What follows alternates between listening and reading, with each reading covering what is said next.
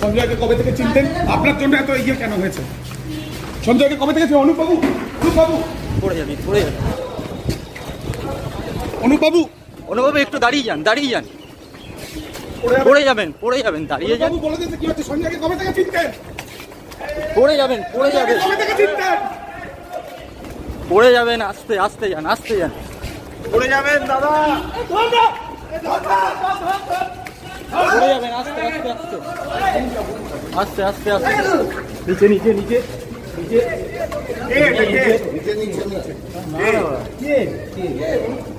Hello. সঞ্জয়কে কবে থেকে চিনতেন? আপনার জন্য এত এগিয়ে কেন হয়েছে? সঞ্জয়কে কবে থেকে চিনেন? অনুপবাবু পড়ে যাবে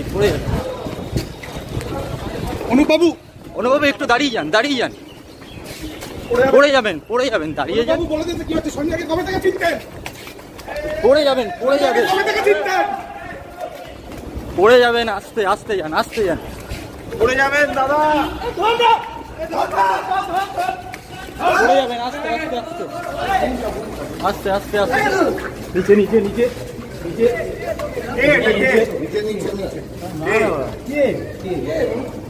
হ্যালো।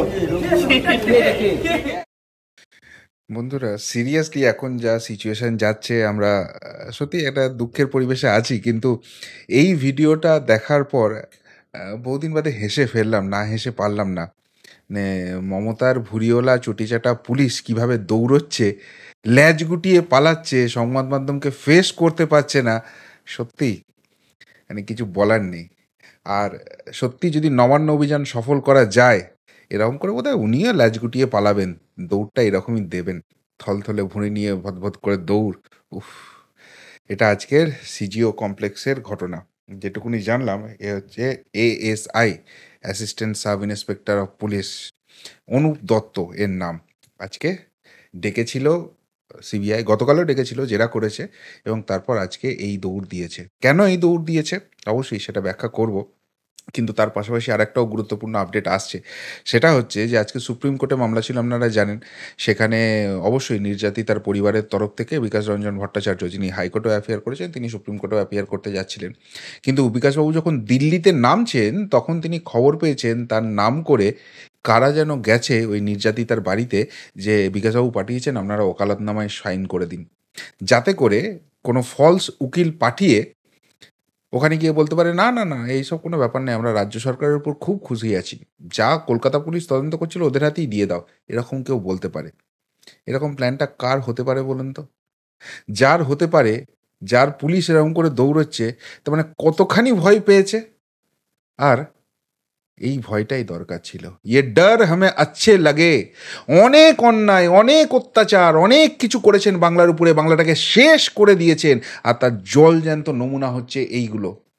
আর এইগুলো যত দেখছি, তত মনের মধ্যে বিশ্বাসটা জাগছে, মানে এবার কেটে পড়ুন, না হলে এইভাবেই দৌড়ে পালাতে হবে, সেদিন কিন্তু জনতা আর ক্ষমা করবে না।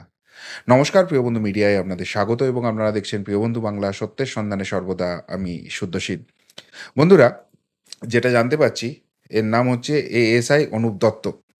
এই যে সঞ্জয় রায়, যে সিভিক ভলেন্টিয়ারকে ডাকা হয়েছে, সেই সিভিক ভলেন্টিয়ারের সঙ্গে এর ওতপ্রোত সম্পর্ক আছে, এবং ওই পুলিশের যে 4 নম্বর ব্যারাকে সঞ্জয় রায় সিভিক ভলেন্টিয়ার হিসেবেও থাকতো।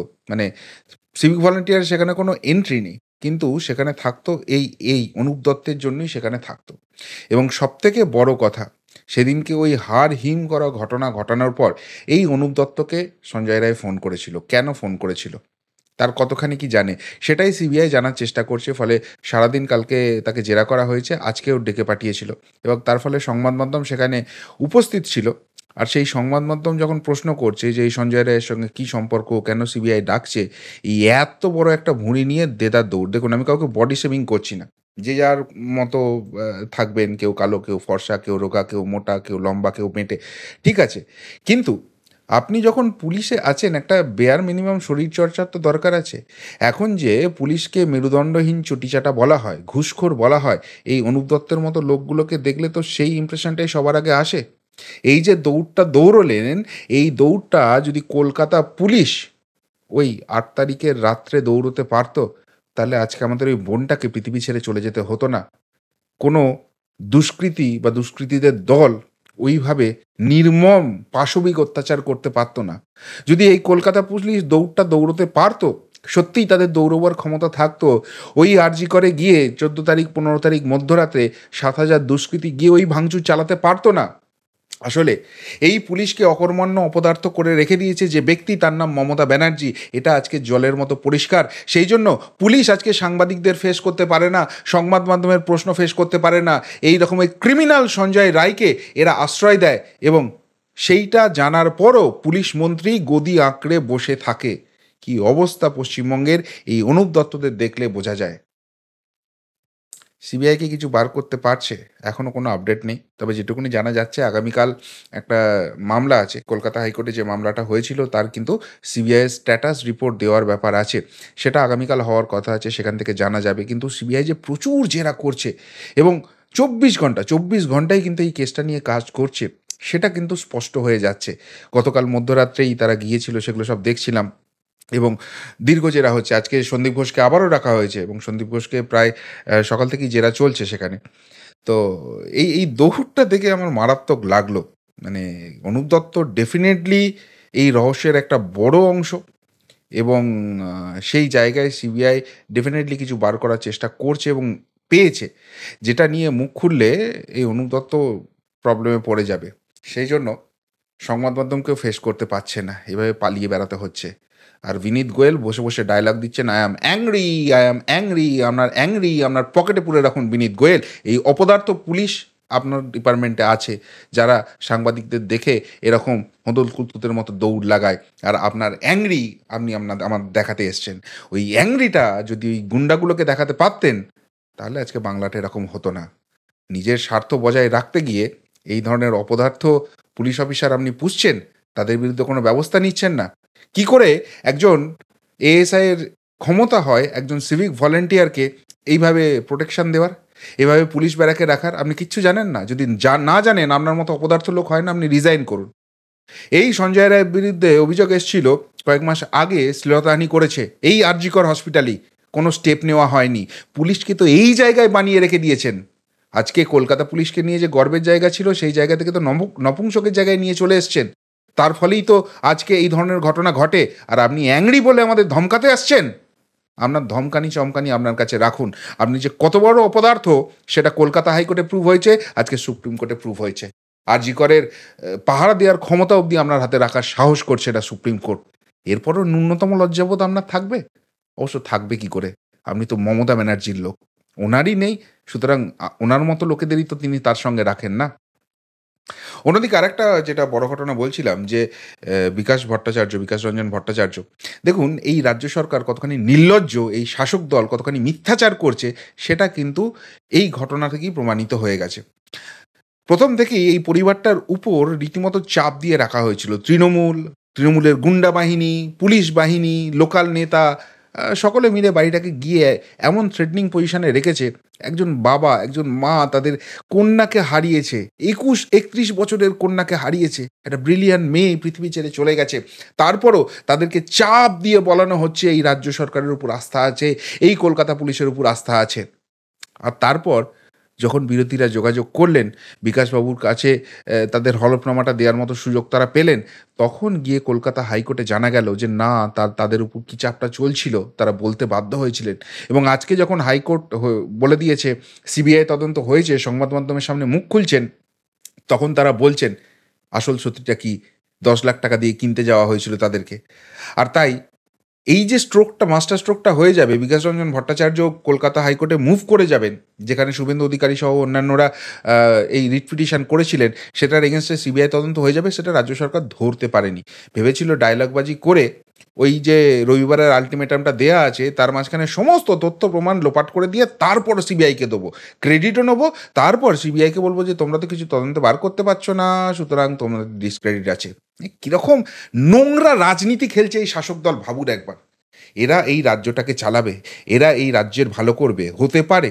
এই রকম নোংরা যাদের মানসিকতা, এরকম ক্রিমিনাল মাইন্ডের যেটা প্ল্যান্ড হচ্ছে, সেটা নিয়ে আর কি বলার আছে।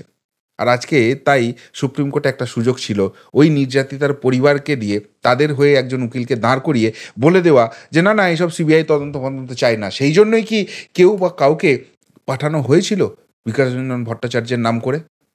একজন উকিল ওকালতনামা নিয়ে বলে দিল যে এই জিনিসটা আমি করছি, তারপর তার কিছু করার থাকতো না। এই কতখানি ঘৃণ্য ষড়যন্ত্র চলছে বন্ধুরা। কোনো উপায় নেই, কোনো উপায় নেই। যে ডাক ছাত্ররা দিয়েছে সেই ডাকটাই করতে হবে, ওটাই আলটিমেট পথ। কোনো রকম কোনো ছাড়াছাড়ির ব্যাপার নেই। এই যে জিনিসটি হচ্ছে, পশ্চিমবঙ্গ ছাত্র সমাজ যে ডাক দিয়েছে, দফা ১ দাবি ১ মমতার পদত্যাগ, ২৬ তারিখ অবধি আলটিমেটাম দেয়া আছে। উনি যদি মানে পদত্যাগ করে ফেলেন খুব ভালো কথা, কিন্তু করলে মুখে যতই বলুন ক্ষমতার লোভ নেই, ক্ষমতার লোভ যে আছে একদম টস করে লালা পড়ে, সেটা তো তার এইসব কার্যকলাপ দেখেই বোঝা যাচ্ছে। কিন্তু এরকম অকর্মাণ্য অপদার্থ ব্যর্থ মুখ্যমন্ত্রী আমরা চাই না। তাই আমি যাচ্ছি, আমি বলেছি আগের প্রতিবেদনে, এবং আজ থেকে প্রত্যেকটা প্রতিবেদনে আপনাদের মনে করাবো, যারা আগেরগুলো মিস করে গেছেন তারা এটা দেখুন, জানুন, বুঝুন, আপনারাও চলুন এবং মানুষকে বলুন। আপনাদের প্রত্যেকের বাড়িতে কিন্তু মা আছে, বোন আছে, কন্যা আছে, আর তারা কেউ কিন্তু এই মমতা ব্যানার্জির রাজ্যে সুরক্ষিত নয়। এই মমতা ব্যানার্জি এতখানি অপদার্থ, এতখানি ব্যর্থ যে এখানকে নারী সুরক্ষা দিতে পারে না। তাই নারী স্বাধীনতা কেড়ে নিতে চায় আজকে নারীদের, মধ্যযুগীয় বর্বরতার মতো আইন এনে রাত্রেবেলায় ঘরে ঢুকিয়ে রাখতে বলে। এটা কি তার কাজ? এই ডিক্টেটরশিপ দেওয়ার তিনি কে? তার তো একটাই কাজ, রাজ্যের পুলিশটাকে, রাজ্যের প্রশাসনটাকে এতখানি স্ট্রং করা, নারী হোক, পুরুষ হোক, সাধারণ মানুষ হোক, নির্দ্বিধায় রাত্রিবেলায় বাইরে বেরোতে পারবে যদি প্রয়োজন হয়, যদি ইচ্ছা হয়। সেইটা না করে তিনি বলছেন মহিলাদের রাত্রে ঘরে ঢুকে বসে থাকতে হবে। নির্লজ্জ, নির্মমতার চূড়ান্ত নিদর্শন যদি কেউ হয়, সে হচ্ছে এই মুখ্যমন্ত্রী। তাই এই মুখ্যমন্ত্রীর পদত্যাগ চাইছি, গোটা বাংলা চাইছে। আপনারাও আসুন। ২৬ তারিখের মধ্যে যদি পদত্যাগ না করে, ২৭ তারিখ দুপুর ২টো নবান্ন চলো, অরাজনৈতিক, কোনো রাজনৈতিক ব্যানার নয়, জাতীয় পতাকা নিয়ে আসুন। আমি থাকছি, আপনারাও থাকুন, সবাই মিলে সমস্বরে ওনাকে বলবো পদত্যাগ করুন। গণতান্ত্রিকভাবে আপনার কাছে চাইছি, আপনি পদত্যাগ করুন, আপনি বাড়ি যান, আপনাকে গণতান্ত্রিকভাবে বাড়ি পৌঁছে দেওয়া হবে। তারপর বাংলার কি হবে, বাংলা এবং বাঙালি ঠিক করে নেবে, আপনাকে ভাবতে হবে না। আপনি তো বলেছিলেন আপনার ক্ষমতার মোহ নেই, তাই গোটা বাংলা আজকে উঠে এসে আপনাকে জানাচ্ছে বাংলার আপনাকে দরকার নেই। আপনাকে ছাড়া বাংলা থাকবে। আপনার আমলে বাংলা জঙ্গল রাজে পরিণত হয়েছে। এখানে শাসকের আইন চলে, আমরা শাসকের আইন চলতে দেব না, আমরা আইনের শাসন করব। তাই দফা ১ দাবি ১ মমতার পদত্যাগ। আজ থেকে এটাকে ভাইরাল করুন, যতজনকে জানেন, যতজনকে চেনেন, প্রত্যেককে বলুন, প্রত্যেককে বোঝান যে আপনার বাড়ির মেয়েটারও যদি আরজি করের মতো ওই কাণ্ড না হতে দেখতে চান, তাহলে আসুন, পায়ে পা মিলিয়ে দেখব, একসঙ্গে হাঁটবো এবং ওনার পদত্যাগ চাইব। কি বলবেন বন্ধুরা পুলিশের এই দৌড় নিয়ে? কি বলবেন এই বিকাশ রঞ্জন ভট্টাচার্যের ওকালতনামা চুরির চেষ্টা নিয়ে? আর কি বলবেন নবান্ন চলো নিয়ে? যদি কিছু বলার থাকে অবশ্যই কমেন্ট বক্সে কমেন্ট করে জানাবেন। এখনকার মতো এখানেই শেষ করলাম, ফেরত আসছি নতুন প্রতিবেদন নিয়ে খুব তাড়াতাড়ি। ভালো থাকবেন, সাথে থাকবেন, পাশে থাকবেন। নমস্কার।